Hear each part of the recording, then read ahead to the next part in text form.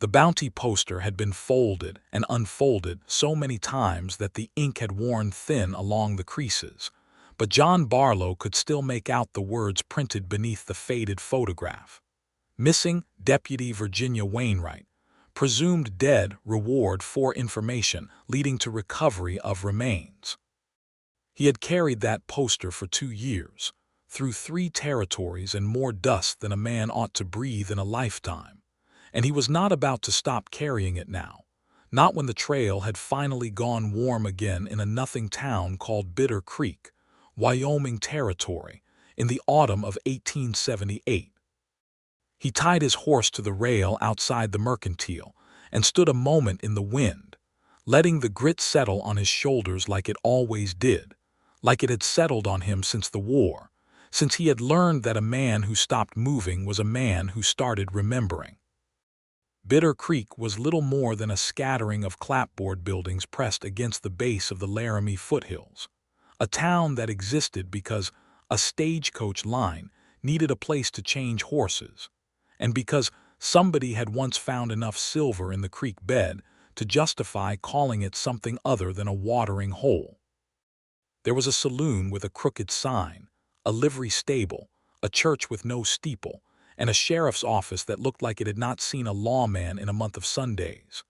John Barlow had been a Texas Ranger once, before his temper and his conscience had both gotten the better of him in the same year, and now he made his living finding people who did not want to be found, for money when there was money, and for reasons of his own when there was not.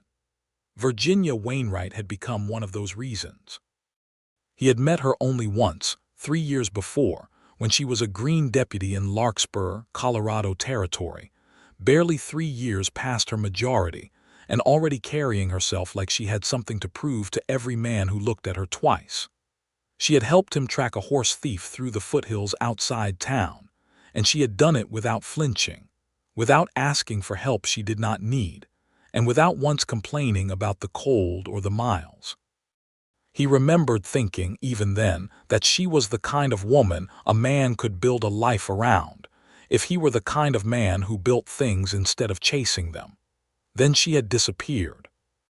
Vanished during a manhunt for a gang of rustlers led by a man named Silas Rourke, a gang that had been bleeding ranchers dry across 3 counties and paying off enough badges to keep the law looking the other way.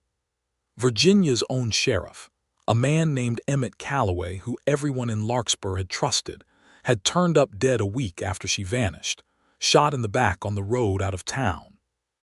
The official story, the one that got printed in the territorial newspapers and pinned to the walls of 100 sheriff's offices, was that Virginia Wainwright had likely died at the same hands, her body lost somewhere in the Badlands, another woman swallowed by a country that did not care much whether its women lived or died so long as the silver kept moving.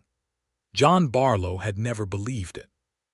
Not because he had any evidence to the contrary, not at first, but because something in his gut had refused to accept that a woman with that much fire in her had simply gone out like a candle in the wind.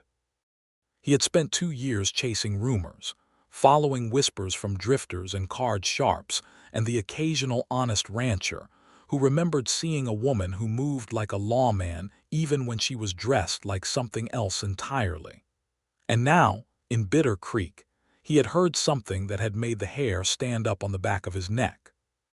There was a livery man in town, folks said, name of Wade Prescott, who kept to himself, who wore his hat low and his sleeves long even in the heat of summer, and who had a voice too smooth for a man who claimed to have been a drifter and a mule skinner most of his life. Nobody in Bitter Creek thought much of it. A man was entitled to his privacy in a country this big, this empty.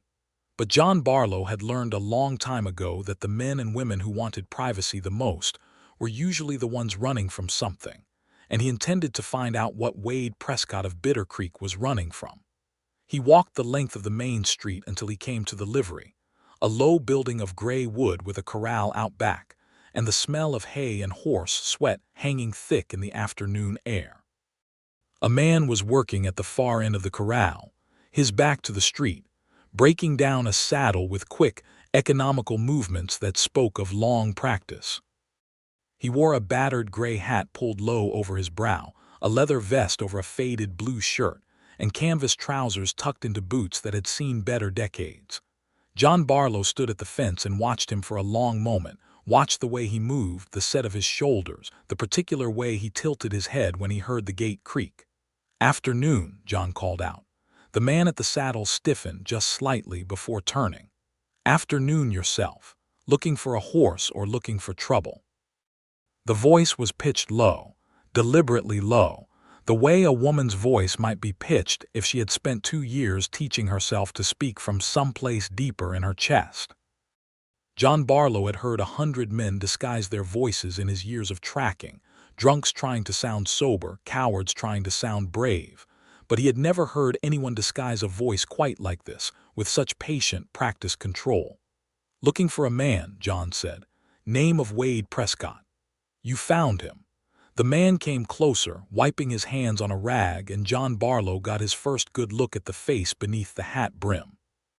It was a face weathered by sun and wind, the skin browned and the jaw set hard, but there was something underneath that weathering, something in the line of the cheekbones and the particular green of the eyes, that struck him like a fist to the chest. He had seen those eyes before. 3 years before in Larkspur, Colorado Territory, looking out from beneath a deputy's hat as a woman named Virginia Wainwright had told him she did not need his help hunting a horse thief. "Thank you very much," but she supposed she would not turn it down either. John Barlow did not say anything for a long moment. He simply stood there at the fence, his heart hammering against his ribs, and he watched the man who called himself Wade Prescott watch him back with an expression that was trying very hard to be neutral and was failing by degrees. "You got business with me," Wade Prescott said, "or are you just going to stand there staring like I owe you money?" "I might," John Barlow said slowly, "if my memory serves me right, and I've got a feeling it does." Something shifted in the other man's face, a tightening around the eyes, a stillness that had not been there a moment before. "I don't believe we've met." "We have," John Barlow said. "Larkspur, Colorado Territory, 3 years back. You helped me track a horse thief through the foothills, and you did it better than the 2 deputies your sheriff sent along to babysit me. You told me your name was Virginia Wainwright." The rag in Wade Prescott's hands went still. For a moment, the wind was the only sound in the corral, whistling low through the fence rails, carrying the smell of dust and distant rain. Then the man who was not a man at all took 1 step backward, his hand drifting toward the revolver at his hip, and his eyes had gone hard and wary as a cornered animal's. "You're mistaken, mister," he said, and his voice had risen half an octave without him seeming to notice it, the careful, practiced pitch cracking under the weight of the moment. "I don't know any Virginia Wainwright." "I think you do," John Barlow said gently. He held his hands out from his body, palms open, showing he meant no harm. "I've been looking for you for 2 years, Miss Wainwright. Ever since the word came down that you'd gone missing in the Rourke manhunt and were presumed dead, I never believed it, not for one day. I said you're mistaken." The hand at the revolver had closed around the grip now, knuckles white. "And I'll ask you to get off this property before I have to insist on it." John Barlow did not move.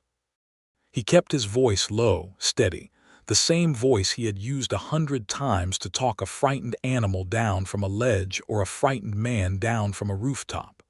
"I'm not here to hurt you. I'm not here to drag you back to Larkspur in chains, and I'm not here for any reward money either, though God knows there's a fair sum riding on your name. I'm here because I never stopped believing you were alive, and I aimed to find out why a good deputy would let the whole territory think she was dead." The revolver came halfway out of its holster before the man who called himself Wade Prescott seemed to catch himself, seemed to remember where he was and who might be watching from the street. He shoved it back down with a shaking hand and looked past John Barlow's shoulder, scanning the road, the mercantile porch, the saloon windows, checking for eyes that might have seen too much. "Not here," he said, low and urgent. "Not out in the open like this. If you've got things you think you know, you'll come inside and we'll talk where the whole town isn't watching us do it." John Barlow nodded slowly and followed him toward the small room at the back of the livery, a room that had clearly been outfitted as living quarters, with a narrow bed, a washstand, a single chair, and a rifle propped within easy reach of the door. It was the room of someone who had spent 2 years sleeping light and waking fast. Once the door was closed, the man who was not Wade Prescott took off his hat, and dark hair spilled loose from where it had been pinned tight beneath the crown, hair the color of wet earth after rain, and the face beneath it, freed from the shadow of the brim, was unmistakably a woman's face, though hardened by sun and worry into something sharper than John Barlow remembered. "All right," she said, and her voice had dropped its careful masculine register entirely now, coming out low and rough with something that sounded like exhaustion 2 years deep. "You found me. Virginia Wainwright, dead deputy of Larkspur, Colorado Territory, at your service. What exactly do you intend to do about it?" John Barlow removed his own hat, a gesture of respect he had not planned, but that came to him naturally in that moment, standing in a dim room with a woman who had clearly given up everything, her name, her home, her very sex as the world understood it, in order to stay alive. "Nothing," he said. "Not unless you want me to. I told you the truth outside. I'm not here to collect a reward or drag you any place you don't want to go. I want to know what happened. I want to know why the whole territory thinks you're dead, and I want to know why you're wearing a dead man's name instead of your own." Virginia Wainwright sat down heavily on the edge of the narrow bed, and for the first time since he had known her, however briefly, John Barlow saw something in her that looked almost like relief, the relief of a woman who has been carrying a stone in her chest for 2 years and has finally found someone she might, just might, be able to set it down in front of. "Wade Prescott was a real man," she said quietly. "A drifter, a mule skinner, came through the Badlands with a wagon train and took sick with the fever about 4 days after I found him. I nursed him best I could, out there alone, but there wasn't much nursing to be done. He died on the 5th night, and before he did, he told me his whole life, every piece of it, because he had no one else left to tell. Told me about his mother in Missouri, his brother who died at Shiloh, the girl he'd meant to marry before the war took the shine off everything. I buried him myself, out past a dry wash where the ground was soft enough to dig, and I took his papers, his letters, everything that proved who he'd been, because I understood right then that Virginia Wainwright could not keep living, not if I wanted to stay alive." John Barlow lowered himself into the single chair, careful not to crowd her, careful to give her room to speak. "Why not?" he asked. "What happened out there in the Rourke manhunt? The whole territory believes you died at the hands of rustlers. Sheriff Calloway was found dead a week after you disappeared. Nobody ever explained why." Virginia's jaw tightened, and for a moment the hardness came back into her face, the wariness of a woman who had learned the hard way what happened to people who asked too many questions. "Because Emmett Calloway wasn't killed by rustlers," she said. "He was killed because he'd finally worked up the nerve to arrest the man who was really running Silas Rourke's operation, a man nobody suspected because he wore a badge of his own and sat on the territorial court bench besides. Judge Aldous Fenwick. He'd been taking a cut of every head of cattle Rourke's gang rustled off the ranches south of Larkspur for going on 3 years, and when Emmett found the ledger that proved it, Fenwick had him killed and made it look like rustler business. I was the only other person who'd seen that ledger, because Emmett trusted me enough to show it to me 2 days before he died. So they came for you too."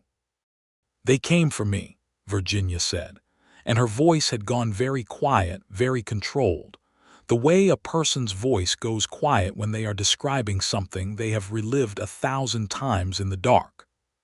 "3 of Rourke's men caught me on the road out toward the Sanger foothills, where Emmett had sent me to warn a rancher friend of his who might have been in danger too. They meant to kill me right there and leave me for the coyotes. I managed to get one man's gun away from him and put a bullet in his leg before I ran, and I ran until my horse gave out under me 2 days later, and I ran on foot after that until I found the wagon train that Wade Prescott was traveling with, half dead myself from thirst and exposure. If Fenwick's men had caught me again, they'd have made certain of the job. So when Wade Prescott died of the fever with no one left alive who knew his face, I understood that God, or luck, or something, had handed me a way to disappear that didn't require me to die for real. I let Virginia Wainwright go into that dry wash instead of me, and I've been Wade Prescott ever since. John Barlow sat in silence for a long moment, turning the whole story over in his mind, feeling the shape of it settle into place alongside everything he had learned in 2 years of chasing rumors. It fit. It fit better than anything else he had heard, and it explained things that had never made sense to him before: why Sheriff Calloway had died the way he did, why the search for Virginia's body had been called off so quickly, why nobody in the territorial government had ever pushed very hard to find out what had really happened in the Rourke manhunt. "Judge Fenwick," he said slowly. "Is he still sitting on that bench?" "Last I heard," Virginia said, "he'd been appointed to a circuit judgeship covering half of Wyoming Territory besides, including, as luck would have it, the very county we're sitting in right now." John Barlow felt something cold settle in his stomach. "You've been running from a man who might ride through Bitter Creek on court business." "I've been running from a man who might ride through anywhere," Virginia said, and there was a bitter edge to it now, 2 years of fear finally finding a voice. "That's why I keep to myself. That's why I wear a dead man's name and a dead man's clothes and speak in a voice that isn't mine. Because Aldous Fenwick has eyes everywhere, and if he ever learns that Virginia Wainwright is still breathing, he will not rest until she isn't." The room fell quiet except for the wind against the shutters and the distant sound of a horse stamping in its stall. John Barlow looked at her for a long moment, at the tired lines around her eyes, at the strength that still showed through the exhaustion, and he felt something he had not let himself feel in a very long time, a fierce and protective tenderness that had nothing to do with the reward money folded up in his saddlebag, and everything to do with the woman sitting across from him who had survived 2 years alone by sheer force of will. "I'm not going to turn you in," he said. "I never intended to. But I don't think hiding is going to keep you safe forever, not if Fenwick's circuit brings him through this county. Sooner or later, somebody's going to look twice at Wade Prescott same as I did, and not everyone who looks twice is going to have gentle intentions." "I know that," Virginia said, and for the first time her voice cracked just slightly, the composure she had built over 2 years showing a hairline fracture. "I've known it since the day I buried him, but I didn't have a better plan, Mr. Barlow, and I still don't." "John," he said. "Call me John, and maybe between the two of us we can find one." She looked at him then, really looked at him, the way she had looked at him 3 years before in the foothills outside Larkspur, sizing him up, deciding whether he was a man worth trusting. Whatever she saw seemed to satisfy something in her, because the tension in her shoulders eased by a fraction, and she managed something that was almost a smile. "All right, John Barlow," she said. "Let's find a better plan." They talked long into the evening, sitting in the small room at the back of the livery while the sun went down over the Laramie foothills and painted the walls orange and then gray and then nothing at all. Virginia told him everything she remembered of the ledger Emmett Calloway had shown her, the names it contained, the sums of money that had passed between Silas Rourke's rustling operation and Judge Aldous Fenwick's private accounts. John told her what he had pieced together in 2 years of chasing rumors, how Rourke's gang had grown bolder in her absence, how ranchers across 3 counties had started quietly organizing against the rustling because the law would not help them, how a man like Fenwick, sitting comfortably on a circuit judgeship, had every reason in the world to want the whole affair forgotten. "The ledger's the key," John said, as the last light faded from the window and Virginia lit a lamp with hands that had gone steady again, the fear from earlier folded away someplace deep. "If it still exists, if Emmett hid it somewhere before he died, it could clear your name and put Fenwick behind bars where he belongs.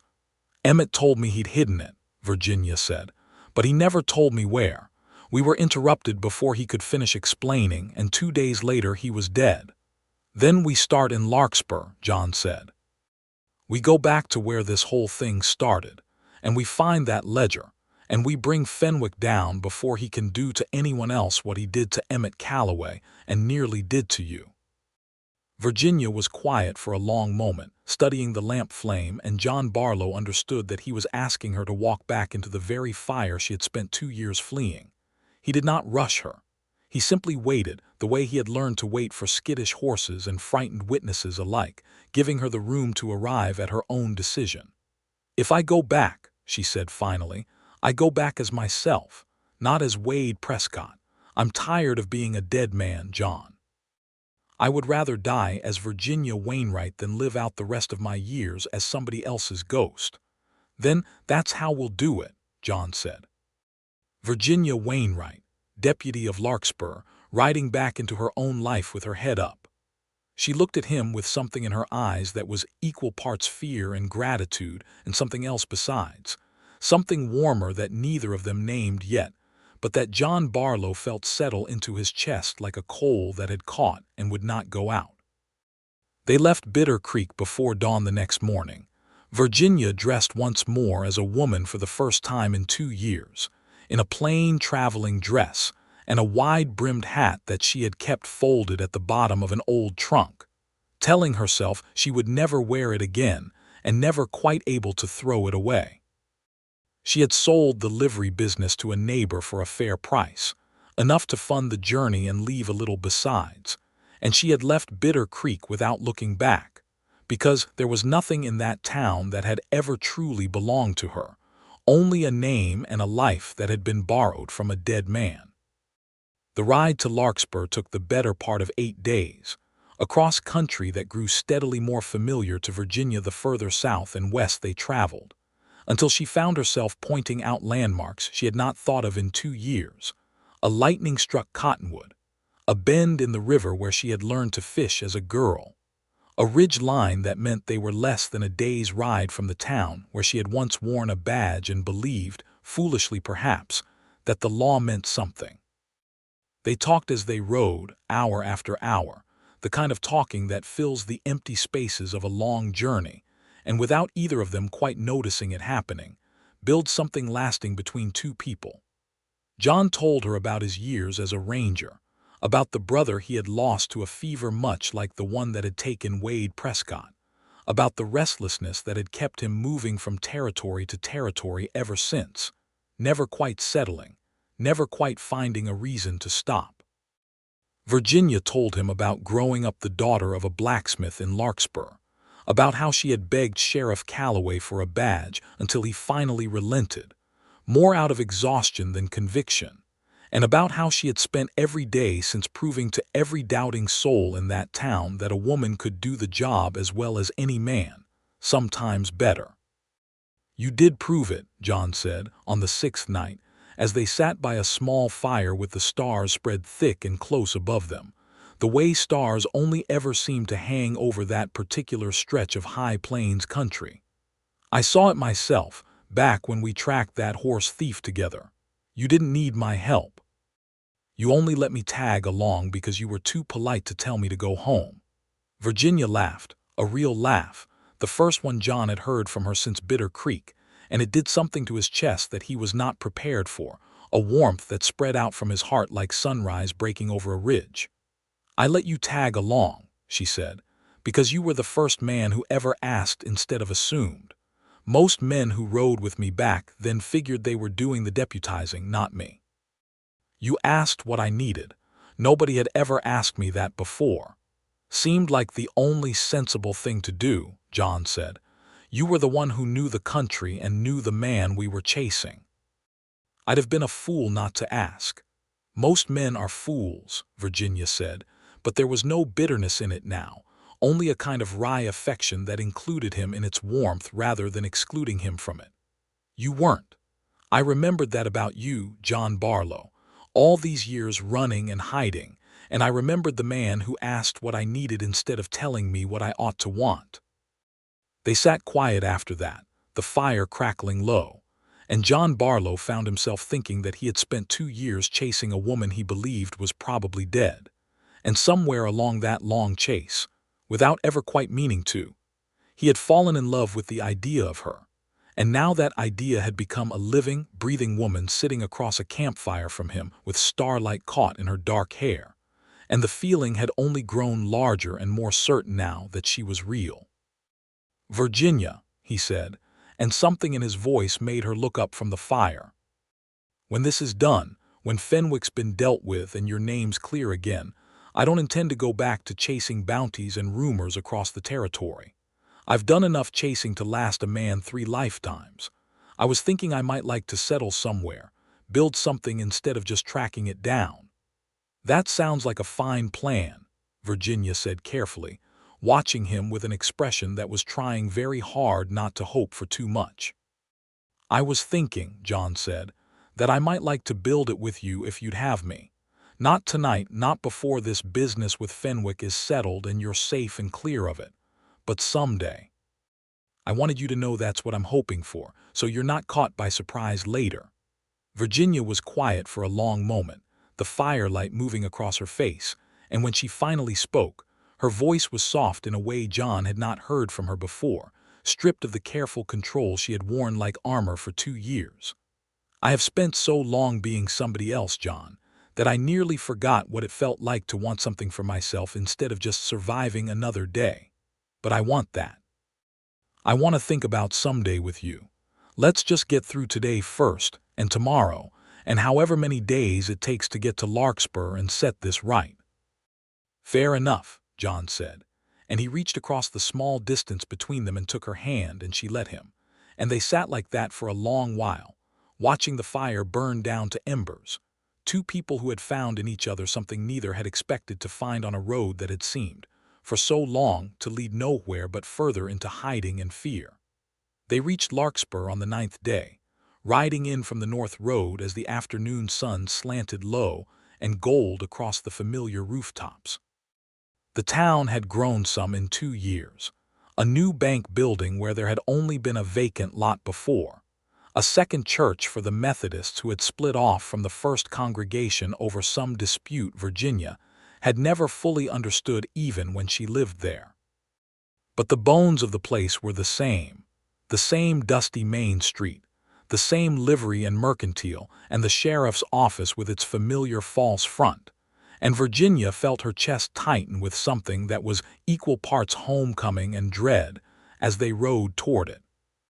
The new sheriff, a heavy-set man named Otis Granger who had taken over after Emmett Calloway's death, nearly fell out of his chair when Virginia Wainwright walked through his office door in the flesh, dressed as herself for the first time in 2 years, with John Barlow standing at her shoulder like a wall she could lean against if she needed to.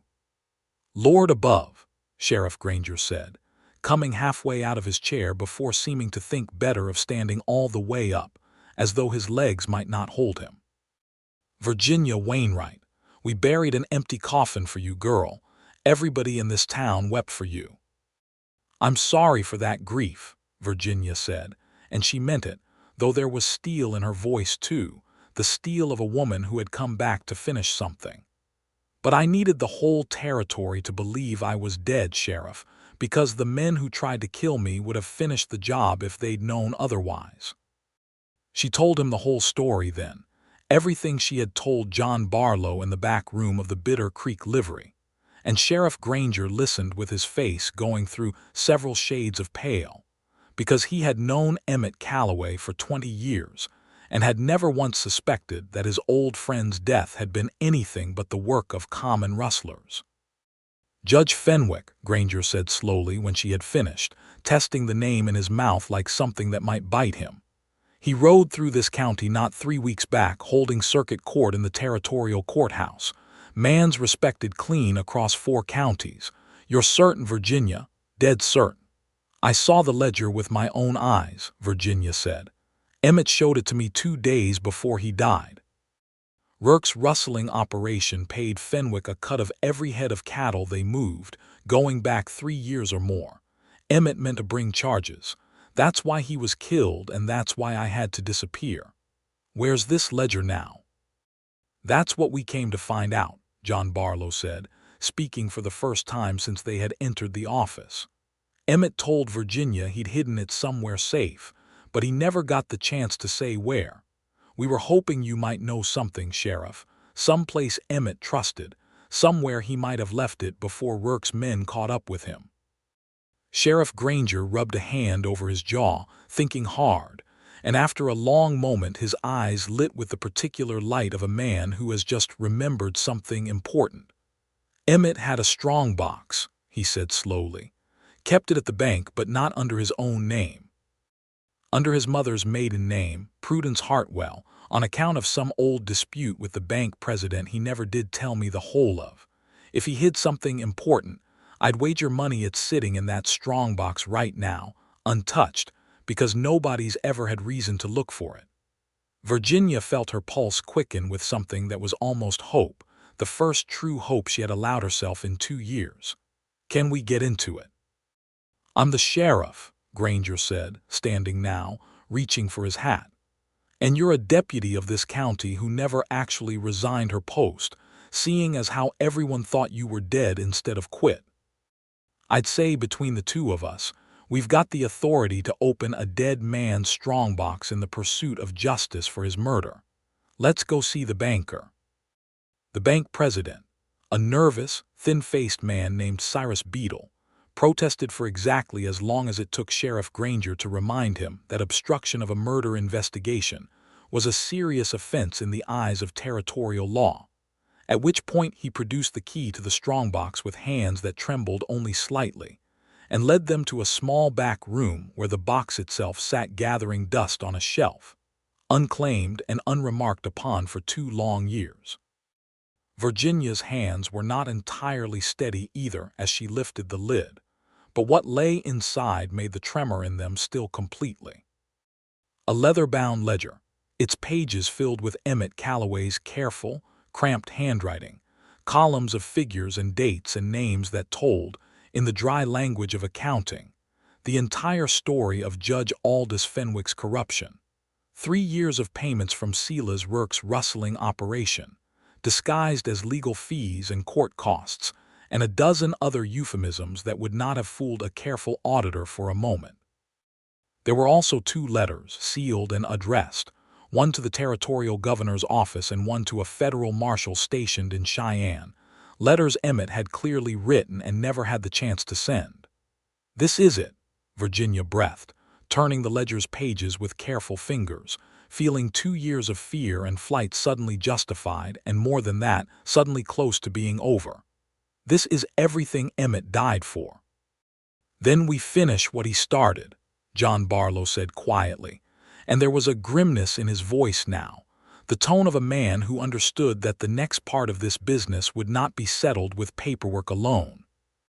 They rode for Cheyenne within the week, the ledger wrapped carefully in oilcloth and carried by Virginia herself, who refused to let it out of her sight even for a night, sleeping with it tucked beneath her bedroll like a mother guarding a child.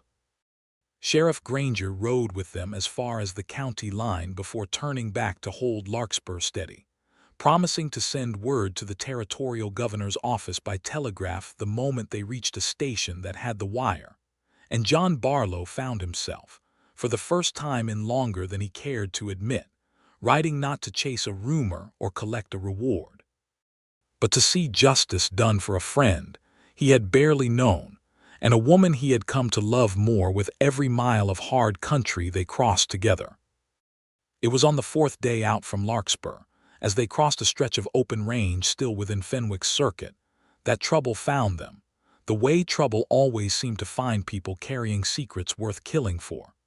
3 riders came up out of a dry wash where they had clearly been waiting, and Virginia recognized the lead man's face even before he spoke, recognized it from 2 years before, from the road outside Larkspur where he had held a gun to her head and very nearly ended her life.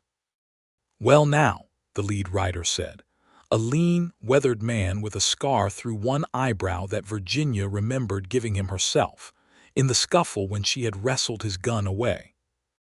"If it isn't the dead deputy, risen up out of her grave and riding around bold as you please. Judge Fenwick's going to want to hear about this personal. Get behind me, John Barlow said quietly to Virginia, already moving his horse to put his own body between her and the three riders, his hand drifting toward the rifle in his saddle scabbard with the unhurried economy of a man who had done this dance before and did not intend to lose it. I don't hide behind anyone anymore, Virginia said, but she did draw her own revolver, the one she had carried since Bitter Creek, and leveled it at the scarred rider with a hand that did not shake at all. "Rourke's man, I remember you. You're the one who tried to put a bullet in me on the Sanger Road. And I mean to finish the job," the rider said, but there was something uncertain in his voice now, the uncertainty of a man who had expected an easy killing and found instead two guns pointed back at him with steady hands behind them. "You'll finish nothing," John Barlow said, "except maybe a long stretch in the territorial prison, if you're smart enough to ride away right now and leave this business alone. We've got a ledger that names every man Rourke ever paid off, and it's on its way to a federal marshal in Cheyenne whether you shoot us here or not, because copies have already been made and sent by other roads." It was a lie, but John delivered it with such flat certainty that even Virginia, who knew the truth, found herself half believing it. The three riders exchanged a look, the kind of look that passed between men who were paid to take risks but not paid enough to die for them, and after a long, tense moment, the scarred rider spat into the dust and hauled his horse's head around. "This ain't finished," he said, but he was already retreating, his two companions following without argument. "Fenwick'll hear about this, and he'll send more than 3 men next time." They watched the riders disappear back over the ridge before either of them let their guns drop, and Virginia found that her hands, which had not trembled during the confrontation itself, were shaking badly now that it was over, the delayed fear catching up with her all at once. "You did fine," John said gently, reaching over to steady her hand with his own. "Better than fine. You held your ground." "I was terrified," Virginia admitted, her voice unsteady. 2 years of running, and I still nearly wet myself looking at that man's face again." "Anybody with sense would have been terrified," John said. "Terrified and steady aren't opposites, Virginia. I've seen brave men shake like leaves and still do what needed doing. That's all bravery ever is." She looked at him for a long moment, and something in her face softened, the last of the fear giving way to something warmer, something that had been building between them mile after mile since Bitter Creek and had finally found its footing in the aftermath of danger shared and survived together. "I meant what I said back at that fire," Virginia said quietly, "about wanting to think about someday with you. I think someday might be getting closer, John Barlow, whether we planned on it or not." "I'm in no hurry to slow it down," John said, and he leaned across the small distance between their horses and kissed her. Gently, carefully, the way a man kisses a woman he intends to spend the rest of his life proving himself worthy of. And Virginia kissed him back with a fierceness that surprised them both, 2 years of loneliness and fear pouring into a single moment of certainty that whatever came next, they would face it together. They reached Cheyenne 3 days later without further incident, and the federal marshal, a steady, gray-haired man named Marshal Otis Bragg, who had been hearing rumors about Judge Fenwick for the better part of a year, but had never had proof solid enough to act on, read through Emmett Calloway's ledger with an expression that grew grimmer with every page.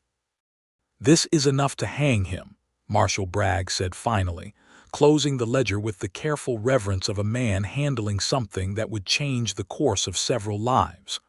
Or near enough to it.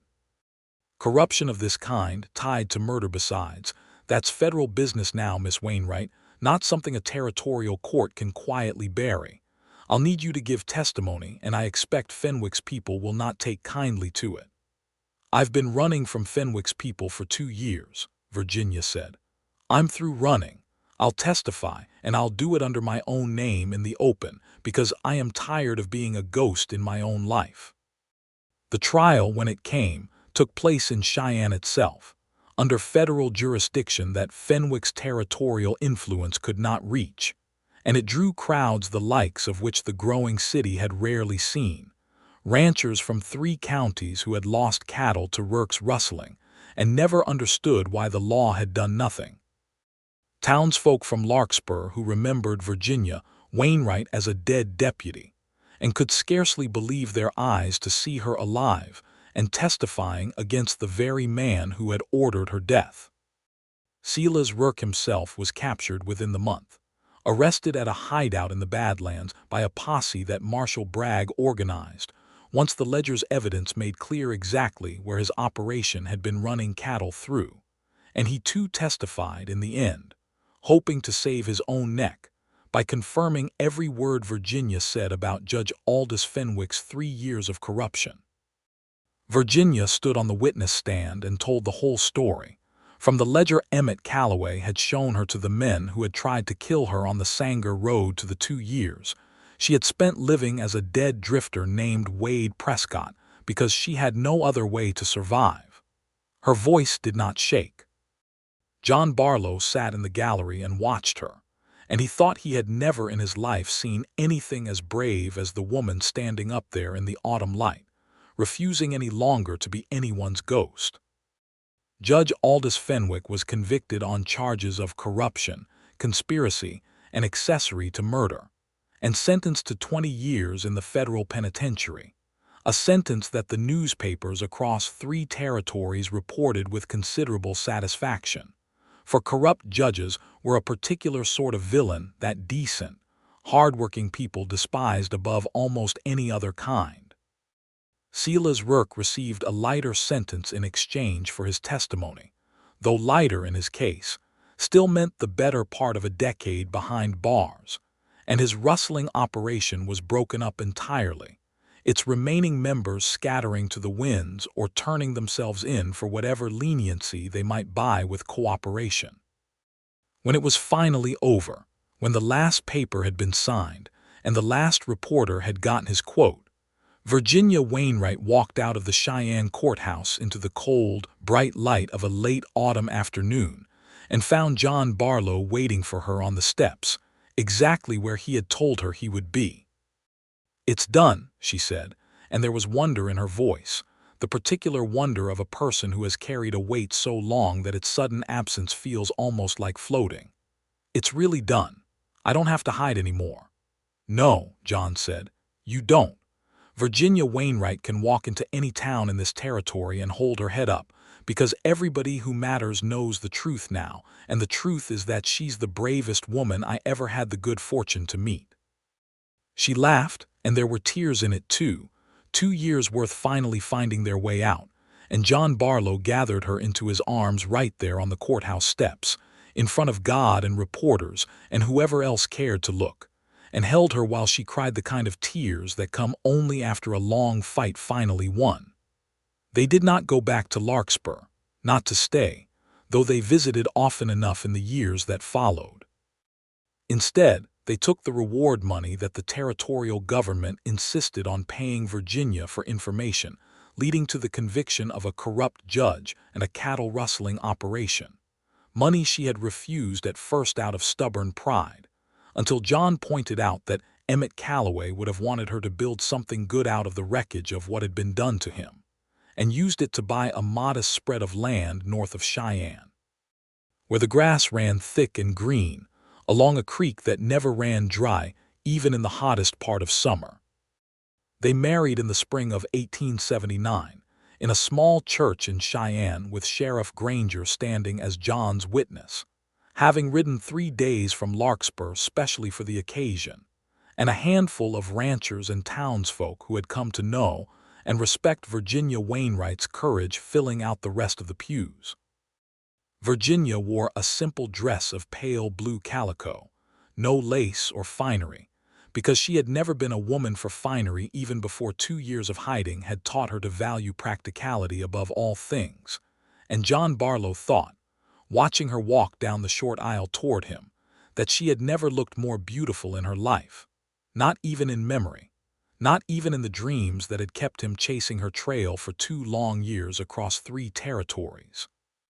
"I, John Barlow, take you, Virginia Wainwright," he said, when the preacher called for the vows, and his voice caught slightly on her name, because saying it out loud in a church, with her standing right there in front of him alive and whole and finally safe, still felt like more of a miracle than he had any right to expect out of a life that had given him precious few of them before this one. "I, Virginia Wainwright, take you John Barlow," she answered, and her voice was steady and clear and carried to every corner of that small church. The voice of a woman who had spent 2 years pretending to be someone else and had finally, joyfully, come home to being entirely herself. They built their life on that land north of Cheyenne slowly, the way most good things get built, one season at a time. John Barlow, who had spent so many years chasing other people's troubles for a living, found that he had a genuine talent for raising cattle and horses, for the steady, patient work of building fences and breaking colts, and watching a herd grow from a handful of head into something that could support a family in comfort.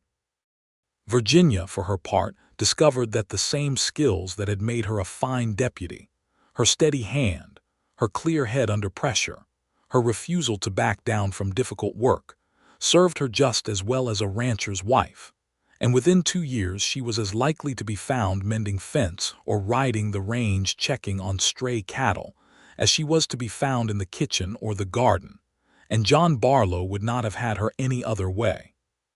She kept in a drawer of the small writing desk they bought in Cheyenne the folded and worn bounty poster that John had carried for 2 years, the one with her own faded photograph, and the words "Missing Deputy Virginia Wainwright, presumed dead" printed beneath it.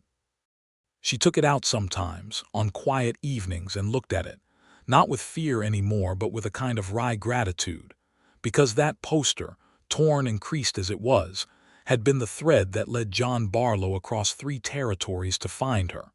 And without it, she sometimes thought, she might still be Wade Prescott, hiding in a livery stable in Bitter Creek, waiting for a danger that would never quite stop being real. Their first child, a son, was born in the spring of 1880, and they named him Emmett, after the sheriff who had died trying to do right by the people of Larkspur, a small son with his father's dark hair, and everyone agreed, his mother's fierce green eyes and her stubborn refusal to cry when he did not get his way, which by the time he was walking had become something of a family legend. Their second child, a daughter, followed 2 years later, and they named her Prudence, after the name Emmett Calloway had used to hide his strongbox at the bank, a small tribute that only Virginia and John and a handful of people in Larkspur ever fully understood, though Prudence herself, once she was old enough to ask, thought it a fine and mysterious name and wore it proudly all her life. Sheriff Otis Granger visited every year without fail, riding up from Larkspur each autumn to see how the ranch had grown and how the children were faring, and he liked to tell anyone who would listen, over coffee at the Barlow kitchen table, the story of the day Virginia Wainwright had walked back into his office alive and whole after 2 years of being mourned as dead. Though he always finished the telling by saying that the real hero of the story was the bounty hunter who had refused to believe a good woman could simply vanish without a trace, a compliment that never failed to make John Barlow duck his head and mutter something about just doing what any sensible man would have done, though. Virginia always caught his eye across the table when Granger said it, and gave him a smile that told him she knew exactly how much more than sensible it had been. Word of Judge Fenwick's fall and Virginia Wainwright's remarkable survival traveled far beyond the borders of Wyoming Territory in the years that followed, told and retold in saloons and around campfires from Colorado to Montana, sometimes with details added or changed in the telling, as such stories always are, but always keeping true to the heart of it, that a corrupt man had tried to erase a good woman from the world, and she had refused to be erased. And the man who loved her had refused to let the world forget her either. Newspapers as far away as Denver picked up the story in the years after the trial, running it under headlines that varied in their particulars but always circled back to the same essential and remarkable truth, that a missing deputy long presumed dead had been found alive, hiding under a dead man's name, and that the bounty hunter who found her had married her within the year.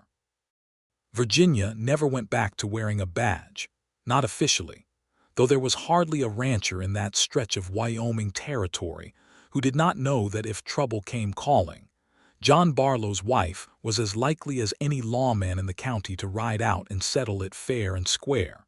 And more than once in those early years, when rustlers or drifters tried their luck against the Barlow spread, they found themselves facing down a woman with a steady hand and a steadier eye who had learned her trade the hard way, and had no patience left in her for men who thought a woman's calm meant a woman's weakness. John never once tried to stop her from riding out when trouble called, because he had learned, in the truest way a man can learn anything, exactly how far Virginia Wainwright's courage could carry her, and he had long since stopped wanting to be the kind of man who stood in the way of that. In the evenings, when the work was done and the children were finally settled and quiet, Virginia and John would often sit together on the porch of the house they had built with their own hands, and their reward money and their shared determination to make something lasting out of the wreckage of a terrible 2 years. And they would watch the sun go down behind the Laramie foothills, the same foothills, John sometimes thought, where he had first learned that Virginia Wainwright was the kind of woman a man could build a life around. If only he were brave enough and patient enough to wait for the chance. Do you ever miss it? John asked her once on one such evening as the light faded gold and then purple over the hills. Being a deputy, wearing the badge, Virginia considered the question for a long moment, her eyes on the horizon, before she answered. I miss knowing I was making things fairer somehow, even in some small way. But I don't miss the badge itself, not really. I think I found a way to make things fairer without it. And I have you, and Emmett, and Prudence, and this land.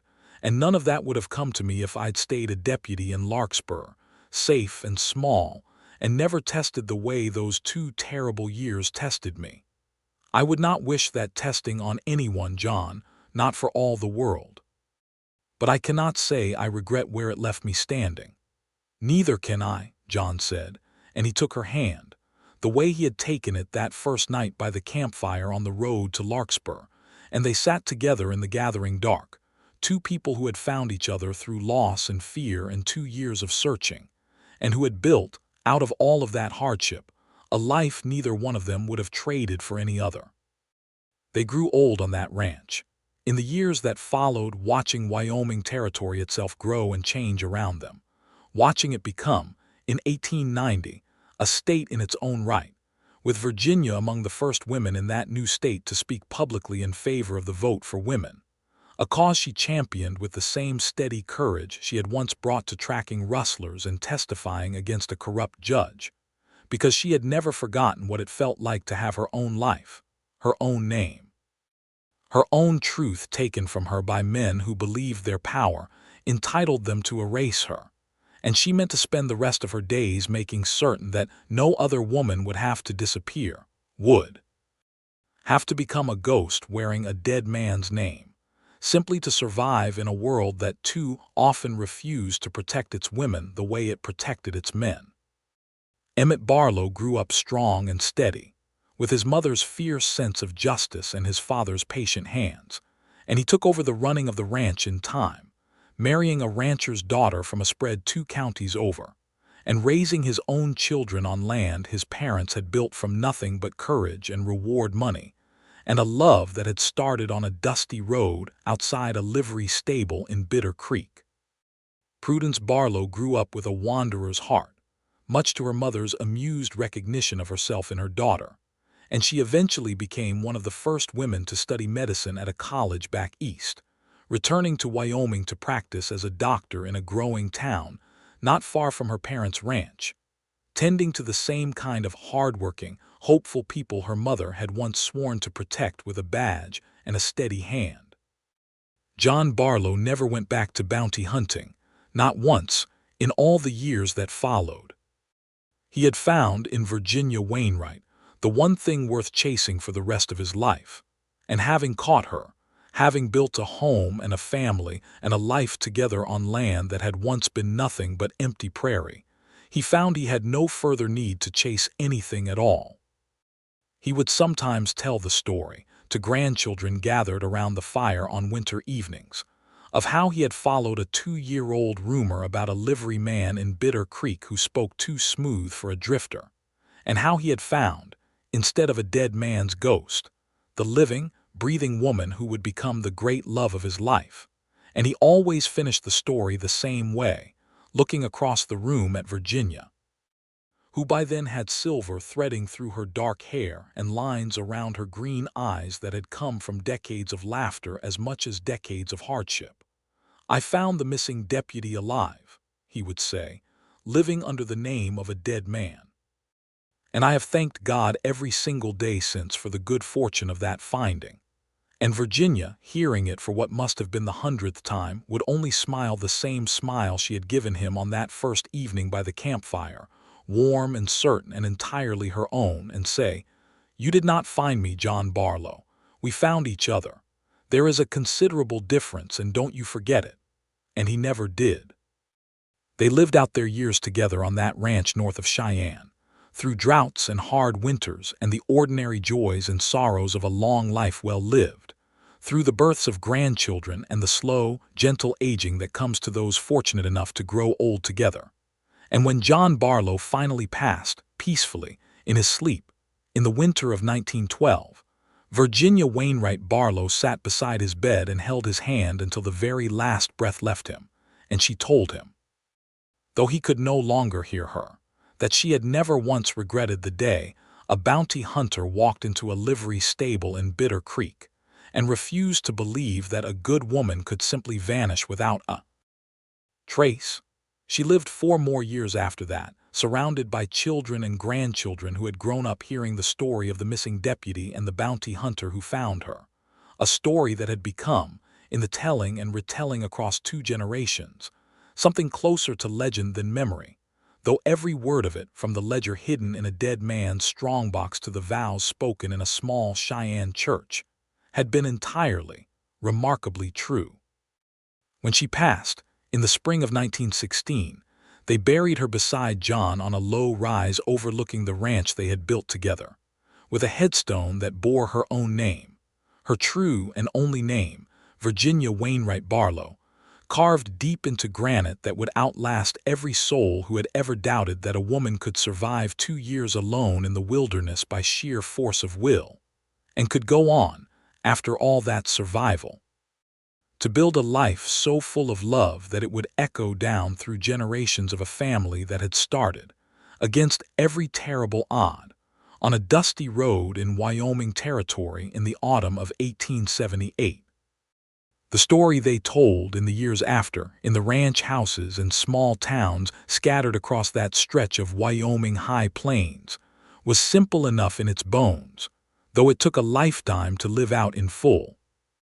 That a bounty hunter had gone looking for a woman the whole territory believed was dead, and he had found her alive, hiding under a dead man's name, and instead of turning her in for the reward money folded up in his saddlebag, he had fallen in love with her courage and married her, and spent the rest of his days helping her become, once again and forever after, entirely and unapologetically herself. It was, everyone who heard it agreed, the finest kind of story the Wild West had to offer, not one of gunfights and outlaws alone, though there had been enough of both along the way, but one of a love that had survived fear and hiding and 2 years of believed death, and had come out the other side stronger for having been tested so hard, a love that had turned a missing deputy and a wandering bounty hunter into the founders of a family and a legacy that outlasted them both. Carved into the granite of a Wyoming hillside and carried, generation after generation, in the retelling of a story that never once needed embellishing to be remarkable, because the truth of it, from the very first day John Barlow recognized Virginia Wainwright's eyes beneath a dead man's hat brim, had always been more than enough.